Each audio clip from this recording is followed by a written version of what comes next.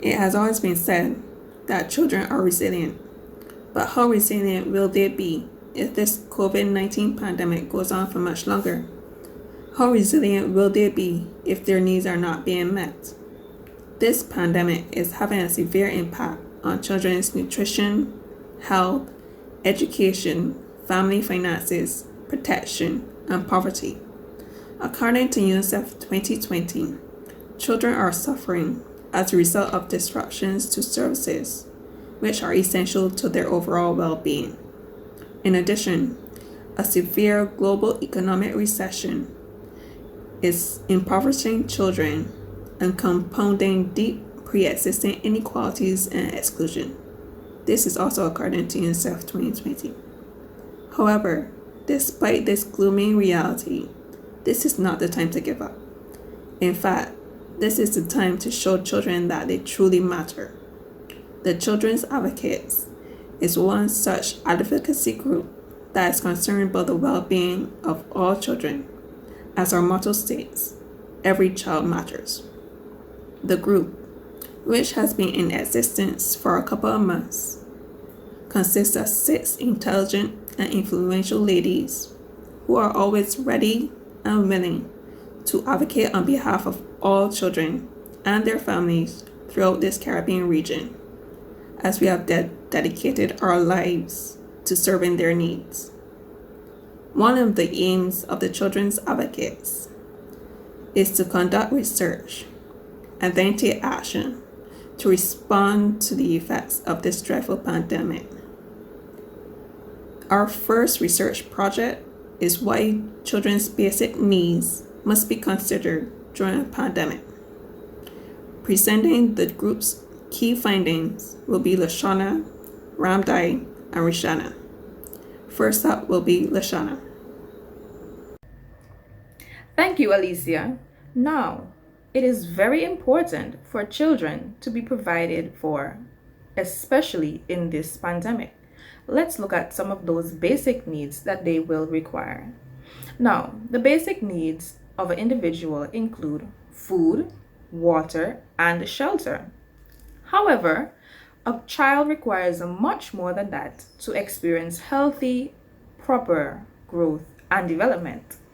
Maslow's hierarchy of needs details the basic needs that children must be provided with in order to survive.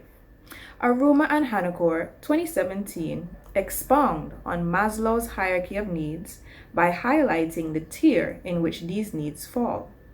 The list consists of psychological needs, safety needs, belonging needs, esteem needs, and self-actualization needs. It is believed that these needs listed in this order satisfy the basic requirements of a healthy individual. In the present state of affairs globally, children are at a loss for many of their basic needs. This places them at a disadvantage where learning is concerned. The changes that affect our daily lives may affect the ability of parents and educators to provide care and academic instruction. According to Maslow's hierarchy, any child who is not provided with the list of needs, especially those at the first tier, cannot successfully accept and benefit from any of the other basic needs. According to Ranifelli 2021, with parents experiencing financial stress and job loss, the children are at a higher risk of suffering from housing and food insecurities, as well as physical and psychological abuse.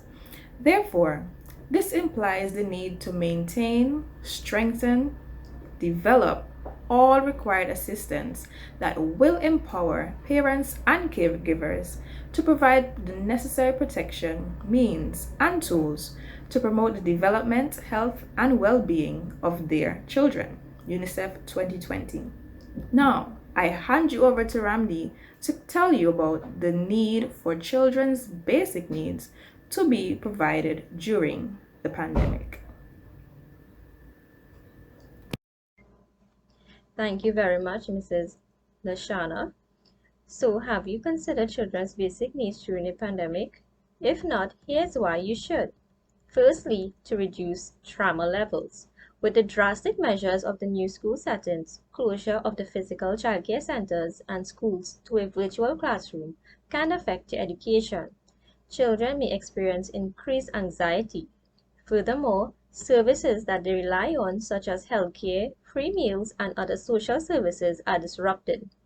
According to Phileg, there is a need to adopt a child-centered approach in order to reduce trauma levels, which can have both medium and long-term effects on the child. Secondly, to have stability. For children to thrive, they must have stability in their environment, relationships, and basic needs. However, the COVID-19 pandemic has dealt a major blow to parents, who are the infrastructure in stabilizing support and providing those needs for their children and family through work, relationships, or community support. According to Adams, instability can undercut a child's healthy development and well-being, with long-term indications. Children's basic needs must be considered during this time of a pandemic to ensure that they are stabilized in order to feel a sense of security and belonging.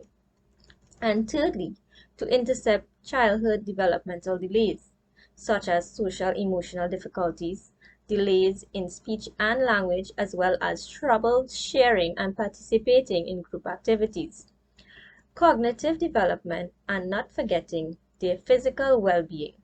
Children's overall health and development is affected during the pandemic, and according to Rand Finale, this can therefore have a long-term effect such as learning disabilities, depression, obesity, and even heart condition.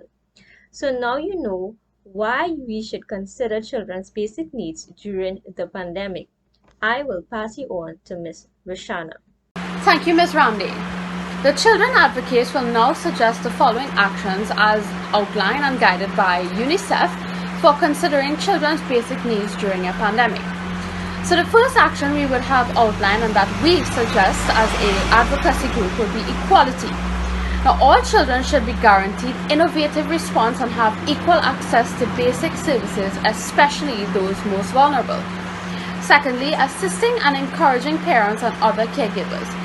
Families' well-being, inclusive of physical and mental health of parents and caregivers, is very critical for providing nurturing environment for children's protection.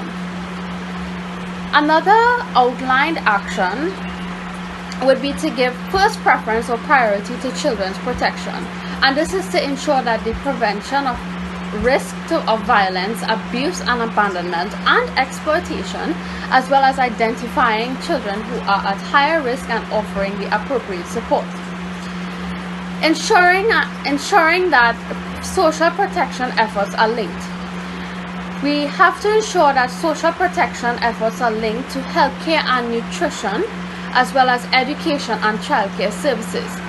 Protecting and supporting frontline workers who provide childcare services is another action outlined by UNICEF and is suggested by the Children Advocates Advocacy Group to provide psychological support for their children and ensure that they have resources, knowledge, and skills to focus on children's health and well-being.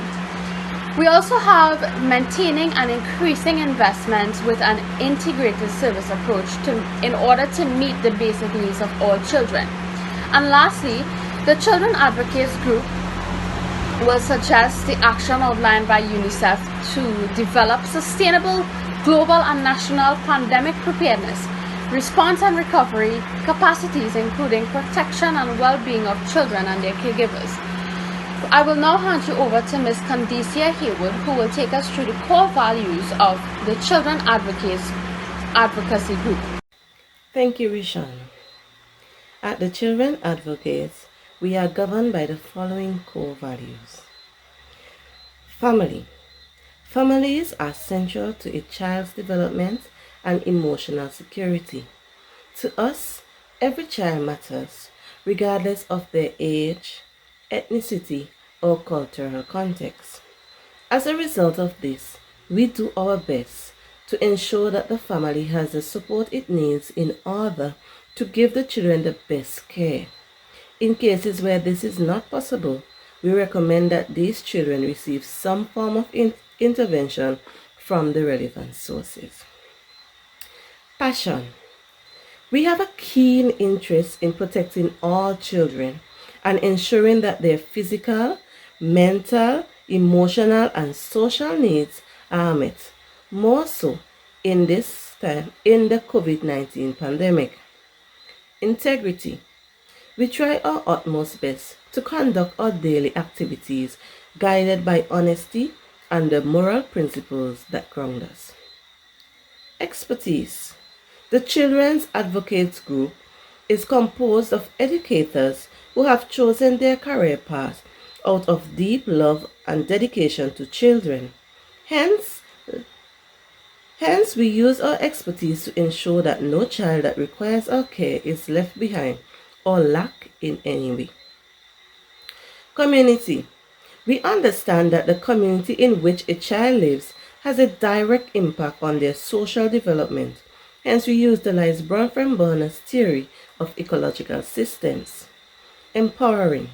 We believe that children should have an opportunity in the decision-making process, in shaping their own lives, and by extension that of their communities. As a result, we work along with parents and caregivers to help inform and empower them to be advocates for their children.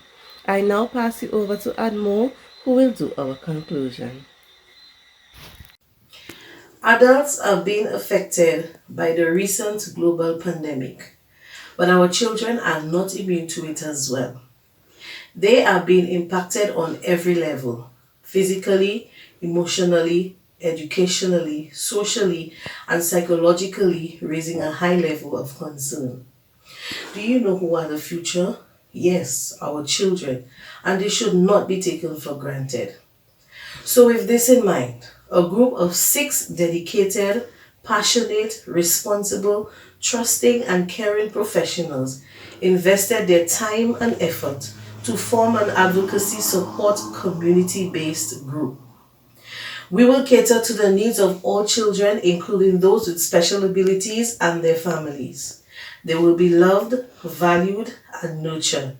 We will also provide other services such as safety and protection, mental and medical needs, nutrition, and education. We believe that the support provided to families will allow parents to be better able to cope and balance the demands of parenting during this time. Additionally, it will also help mitigate the rising cases in physical and verbal abuse, hunger, and mental issues, which should be everyone's top priority. Our motto is, every child matters, and this we will live up to.